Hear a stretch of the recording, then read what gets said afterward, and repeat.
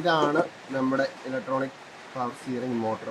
അപ്പോൾ അത് റീപ്ലേസ് ചെയ്യാതെ എങ്ങനെ നന്നാക്കാം എന്നുള്ളതാണ് ഈ വീഡിയോയിൽ നമ്മൾ ചെയ്യുന്നത്. Hello guys, welcome back to tech pro reviews. ഇന്ന് നമ്മൾ Hyundai i20യുടെ സ്റ്റിയറിംഗിന്റെ ഒരു കംപ്ലൈന്റ് റെഡിയാക്കാനായിട്ടാണ് പോകുന്നത്.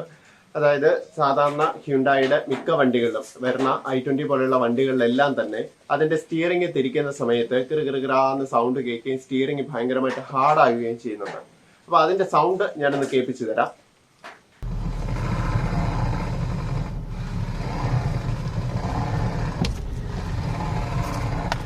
ഈ ഒരു സൗണ്ടും സ്റ്റിയറിംഗ് വീലിൽ കുറച്ചുകൂടെ കട്ടിയുണ്ടായിരിക്കും. അപ്പോൾ ഇത് ഇലക്ട്രോണിക് പവർ സ്റ്റിയറിംഗ് ആണ്. അതുകൊണ്ട് തന്നെ ഈ ഒരു ഇലക്ട്രോണിക് പവർ സ്റ്റിയറിംഗിന്റെ മോട്ടറിനകത്ത് ഡാമേജ് വരുന്നത് കൊണ്ടാണ് ഇങ്ങനെ ഒരു സൗണ്ട് കേൾക്കുന്നത്. അപ്പോൾ ഇത് അധികം നാൾ വെച്ചുകൊണ്ടിരിക്കാൻ പറ്റത്തില്ല. മിക്കവാറും സർവീസ് സെന്ററിൽ ചെന്ന് കഴിഞ്ഞാൽ ഇത് റീപ്ലേസ് ചെയ്യാനേ പറയത്തുള്ളൂ. അതുകൊണ്ട് തന്നെ നമ്മൾ ഇതൊന്ന് റിപ്പയർ ചെയ്യാനുള്ള ശ്രമം ഇന്ന് നടത്തി നോക്കുകയാണ്. അപ്പോൾ ഇതെങ്ങനെ ചെയ്യാമെന്നുള്ളത് നമുക്ക് നോക്കാം. ഈ വണ്ടിയുടെ ഡീറ്റെയിൽ യൂസർ റിവ്യൂ ചെയ്യുന്ന വീഡിയോയിൽ ഒരുപാട് പേര് അത് കമന്റ് ചെയ്തിട്ടുണ്ടായിരുന്നു. അപ്പോൾ എൻ്റെ വണ്ടിയിലും സെയിം കംപ്ലൈന്റ് ഉണ്ടായിരുന്നു. അപ്പോൾ ആ ഒരു ഡീറ്റെയിൽ യൂസർ റിവ്യൂയുടെ വീഡിയോ അതിന്റെ ലിങ്ക് ഞാൻ ഡിസ്ക്രിപ്ഷനിൽ ഇടാം, മേളിൽ ഐ ബട്ടണിൽ കൊടുക്കാം. നിങ്ങൾ കയറി കണ്ടു നോക്കുക. ഏകദേശം 5000 രൂപ വില വരുന്ന ഇലക്ട്രോണിക് പവർ സ്റ്റിയറിംഗിന്റെ മോട്ടറാണ്.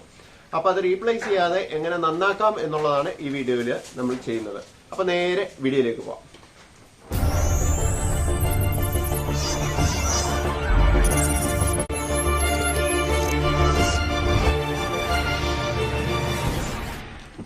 ആദ്യം ചെയ്യേണ്ടത് ഇതാ ഈ ഒരു കമ്പോണന്റ് അഴിക്കുക എന്നുള്ളതാണ്. ഈ ഒരു ഭാഗം അഴിക്കുക, ഇതിനകത്ത് ഈ സ്റ്റിയറിംഗ് കോളം കൂടെ അഴിക്കുക. അഴിച്ചു കഴിഞ്ഞെങ്കിൽ മാത്രമേ നമുക്ക് ഈ മോട്ടറിലേക്ക് ആക്സസ് കിട്ടത്തുള്ളൂ. അപ്പോൾ എന്തായാലും നമുക്കത് നോക്കാം. അപ്പോൾ ഇത് തുറക്കാനായിട്ട് നമുക്ക് ആദ്യം ഈ ഫ്യൂസ് ബോക്സ് അഴിക്കാം. അഴിച്ചു കഴിഞ്ഞാൽ ഇതാ ഇവിടെ 2 നട്ടുണ്ട്. ഈ 2 നട്ടും അഴിക്കണം. ഇതാ ഇവിടെ ഒരു സ്ക്രൂ ഉണ്ട്. ഈ സ്ക്രൂവും കൂടെ അഴിക്കണം.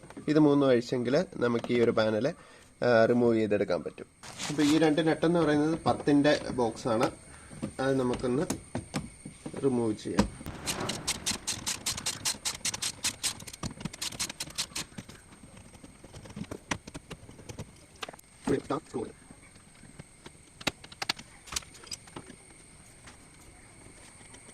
ഈ പാനലിലെ സൈഡ് പോർഷൻ റിമൂവ് ചെയ്യുന്നതിന് മുമ്പ് നമുക്ക് ആദ്യം ഇതൊന്ന് ഊരി എടുക്കേണ്ടതായിട്ടുണ്ട്. കാരണം 2-3 സ്ക്രൂവും കൂടെ അതിന്റെ സൈഡിലുണ്ട്.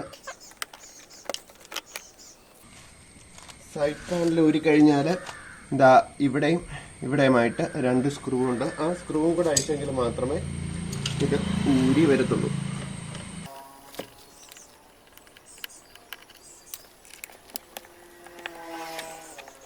ഇനിയിപ്പോൾ 2 സ്ക്രൂ നമ്മൾ ഊരിയിട്ടുണ്ട്. ഇനി ഇതിൻ്റെ ക്ലിപ്പുകളൊക്കെ പതിയെ ഇളകി പോകാതെ പതിയെ ഇതിനകത്തുനിന്ന് ഊരിയെടുക്കണം. വയറിംഗ് ലോക്കുകളൊക്കെ ഉണ്ട്. അതൊക്കെ നമുക്ക് പതിയെ ഒന്ന് ഊരണം. ഇവിടെ ഒരു സ്ക്രൂ ഉണ്ട്. അതുകൂടാതെ ഈ സ്റ്റിയറിംഗിന്റെ ഇടയ്ക്ക് ഇവിടെ 2 സ്ക്രൂവും കൂടെ ഉണ്ട്. അതും കൂടെ ഊരിക്കഴിഞ്ഞാൽ ഈ ഒരു പാനലും കൂടെ നമുക്ക് ഊരിയെടുക്കാൻ പറ്റും.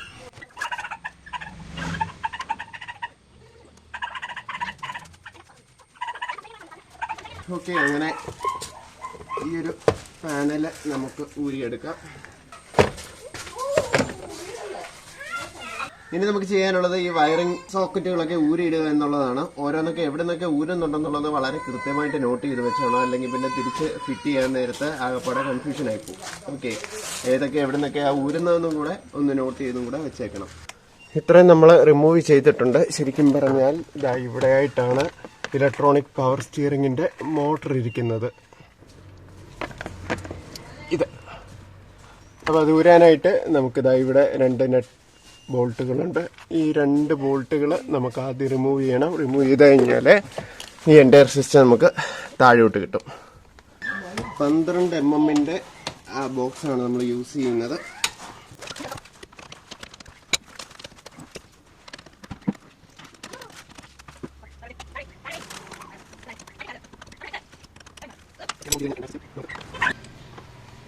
അകത്ത് 15ന്റെ ഒരു ബോൾട്ടും കൂടെ ഉണ്ട്. അതും കൂടെ നമുക്ക് അഴിച്ചെടുക്കണം. ഈ മെയിൻ സിസ്റ്റത്തിനെ ഒന്ന് താങ്ങി നിർത്താനായിട്ട് ഇതാ ഇവിടെയായിട്ട് മറ്റൊരു സ്ക്രൂവും കൂടെ ഉണ്ട്. കാണാമെന്ന് വിശ്വസിക്കുന്നു. ഇതാ ഈ സ്ക്രൂ ഇതും കൂടെ അഴിച്ചെങ്കിൽ മാത്രമേ എൻ്റയർ സിസ്റ്റം നമുക്ക് ഊരി എടുക്കാൻ പറ്റത്തുള്ളൂ. നമുക്ക് ആ നട്ട് ആദ്യം ഒന്ന് ഊരിയെടുക്കാം.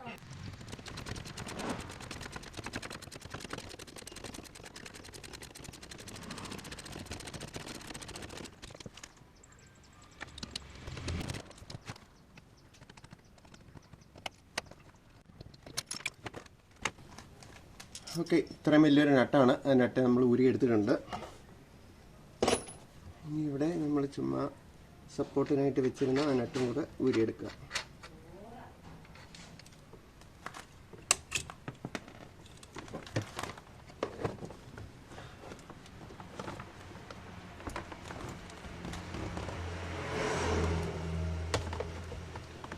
ഇതാണ് നമ്മുടെ EPS മോട്ടർ എന്ന് പറയുന്നത്.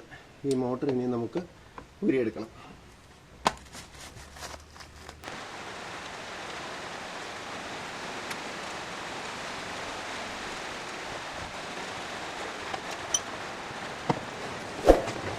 ഓക്കെ, ഇതാണ് നമ്മുടെ ഇലക്ട്രോണിക് പവർ സ്റ്റിയറിംഗ് മോട്ടർ.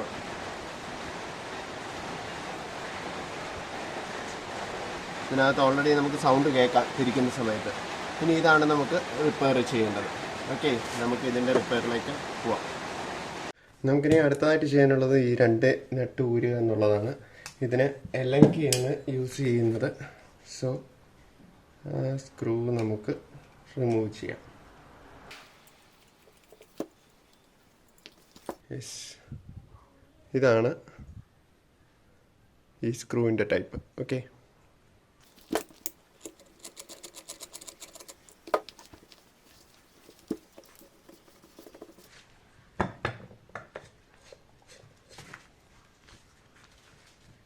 ഇനി ഇതിലെ ഏറ്റവും ബുദ്ധിമുട്ടുള്ള പാർട്ടെന്ന് പറയുന്നത് ഈ ഒരു സംഭവം ഇവത്തെ ഇളക്കിയെടുക്കുക എന്നുള്ളതാണ്. നോർമലി നമ്മൾ യൂസ് ചെയ്യേണ്ടത് പുള്ളറുണ്ട്. ഇതിലേക്ക് ക്ലിപ്പ് ചെയ്ത് ഇത് വലിച്ചൂരിയെടുക്കാവുന്ന ഒരു പുള്ളർ. ആ പുള്ളർ യൂസ് ചെയ്ത് വേണം നമ്മൾ ശരിക്കും എടുക്കാൻ. എൻ്റെ ഒരു പുള്ളർ ഇല്ലാത്തതുകൊണ്ട് ഞാൻ വേറെ ഏതെങ്കിലും മാർഗത്തിൽ ഇത് ഒന്ന് ഊരിയെടുക്കാം. ഊരിയെടുത്ത് കഴിഞ്ഞാൽ ഇവിടെയാണ് ഇതിൻ്റെ കാർബണും മറ്റു കാര്യങ്ങളും ഇരിക്കുന്നത്. ഇത് സ്റ്റക്കാകുന്നത് കൊണ്ടാണ് നമുക്ക് ഈ സൗണ്ട് കേൾക്കുന്നത്. അപ്പോൾ ഇത് ഊരിയെടുത്തിട്ട് നമുക്കിത് ക്ലീൻ ചെയ്തെടുക്കാം. പഠിച്ച പണി 18 നോക്കിയിട്ടും ഈ ഒരു പുള്ളറില്ലാതെ ഈ ഒരു സാധനം നമുക്ക് വെളിയിലോട്ട് എടുക്കാൻ പറ്റുന്നില്ല. പുള്ളറുണ്ടെങ്കിൽ മാത്രമേ പറ്റത്തുള്ളൂ. സോ അതുകൊണ്ട് പുള്ളറില്ലാതെ തന്നെ ഇതിൻ്റെ ഇടയിൽ കൂടെ പതിയെ ഒന്ന് ക്ലീനൊക്കെ ചെയ്ത് റെഡിയാക്കാനുള്ള ശ്രമമാണ് ഞാനിപ്പോൾ നടത്തിക്കൊണ്ടിരിക്കുന്നത്. കാരണം ഇതിനകത്ത് ഇവിടെ 4 കാർബണുണ്ട്. ഈ കാർബണൊക്കെ നല്ല സ്മൂത്തായിട്ട് പോകേണ്ടതാണ്. ഈ 3 കാർബണും നല്ല സ്മൂത്തായിട്ട് തന്നെ മുന്നോട്ടും പുറകോട്ടും അതിൻ്റെ മൂവ്മെൻറ്റ് വരുന്നുണ്ട്. പക്ഷേ ഇവിടെ ഒരാൾക്ക് മാത്രം കുറച്ചൊരു അഹങ്കാരമാണ്, നല്ല കട്ടിയാണ്.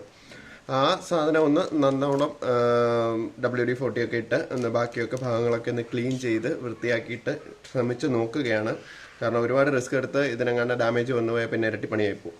അതുകൊണ്ടാണ് ഞാനിത് തുറക്കാൻ നിൽക്കാതെ ഇതിൻ്റെ ഇടയിൽ കൂടെ തന്നെ ഇതെങ്ങനെയൊക്കെ ഒന്ന് ക്ലീൻ ചെയ്ത് റെഡിയാക്കാൻ നോക്കുന്നത്.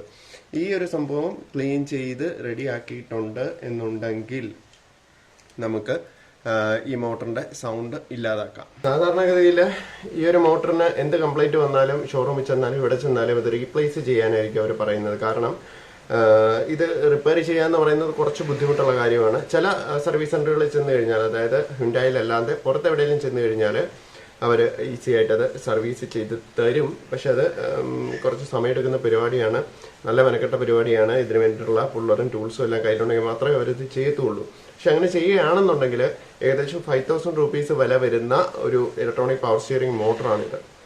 അപ്പോൾ 5,000 രൂപ നമുക്ക് ലാഭിച്ചെടുക്കാം.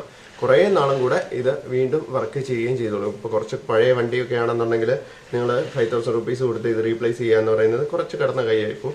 അതുകൊണ്ട് അതിനേക്കാളും നല്ലത് നിങ്ങളിത് സർവീസ് ചെയ്തെടുക്കുന്നത് തന്നെയായിരിക്കും. അപ്പോൾ ഏതായാലും നമ്മൾ കുറച്ച് നേരമായിട്ട് ഇത് ക്ലീനിങ്ങും പരിപാടിയൊക്കെ ആയിട്ടുണ്ട്. ഇനി ഇതിപ്പോൾ നമുക്ക് തിരിച്ച് ഫിറ്റ് ചെയ്ത് നോക്കാം എന്താകും എന്നുള്ളത്.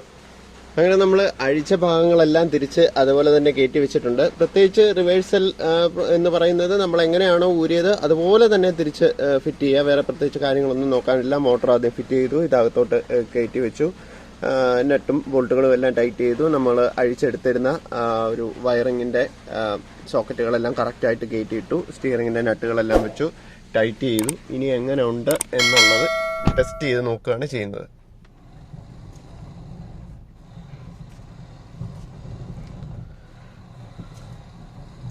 ചെറിയ രീതിയിൽ ഒരു സൗണ്ട് ഉണ്ട്. അതെന്ന് പറയുമ്പം ഇത് ആദ്യകാലത്ത് ചെറുതായിട്ട് കേടാകാൻ തുടങ്ങിയപ്പോൾ ഉള്ള പോലത്തെ ചെറിയൊരു സൗണ്ട്. നേരത്തെ നിങ്ങൾ ആ വീഡിയോയുടെ തുടക്കത്തിൽ കേട്ട് കാണും. നല്ല രീതിയിൽ കറകറകറാന്നുള്ളൊരു സൗണ്ട് ഉണ്ടായിരുന്നു. സ്റ്റിയറിംഗ് ഇപ്പം നല്ല സ്മൂത്താണ്. പ്രത്യേകിച്ച് അങ്ങനെ വലിയ കട്ടിയൊന്നും നമുക്ക് തോന്നുന്നില്ല. കുറച്ചും കൂടെ ഒക്കെ ഓടി കഴിയുമ്പോഴത്തേക്ക് അത് കുറച്ചും കൂടെ ക്ലിയർ ആകുമായിരിക്കും.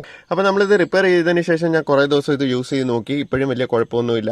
അന്നത്തെ പോലെ തന്നെ ചെറിയൊരു സൗണ്ട് മാത്രമേ ഉള്ളൂ. ശരിക്കും പറഞ്ഞാൽ ഡാമേജ് ആയിട്ടുള്ള ആ ഒരു പർട്ടിക്കുലർ കാർബൺ നമ്മൾ റീപ്ലേസ് ചെയ്തിരുന്നു എന്നുണ്ടെങ്കിൽ എൻറ്റയർലി സൗണ്ട് സ്മൂത്തായി നല്ല ഭംഗിയായിട്ട് പഴയതുപോലെ തന്നെ ഈ സ്റ്റിയറിംഗ് നമുക്ക് യൂസ് ചെയ്യാൻ പറ്റുമായിരുന്നേനെ. അൺഫോർച്ചുനേറ്റ്ലി എൻ്റെ കയ്യിൽ അത്രയും ടൂൾസും മറ്റു കാര്യങ്ങളൊന്നും ഇല്ലാഞ്ഞത് കൊണ്ടാണ് ഞാൻ അതൊന്നും ചെയ്യാതെ ജസ്റ്റ് അതൊന്ന് സർവീസ് ചെയ്ത് മാത്രം ചെയ്തത്. എന്തായാലും ആ ഒരു കാർബണിന്റെ ഇഷ്യൂ കൊണ്ടാണ് ഇതെന്നുള്ളത് പ്രൂവ് ആയിട്ടുണ്ട്. കാരണം നമ്മൾ സർവീസ് ചെയ്തപ്പോൾ തന്നെ സൗണ്ട് നല്ലോണം കുറഞ്ഞു. അപ്പോൾ അത് റീപ്ലേസ് ചെയ്തിരുന്നെങ്കിൽ 100% നമുക്ക് വിജയം ഉറപ്പിക്കുമായിരുന്നു.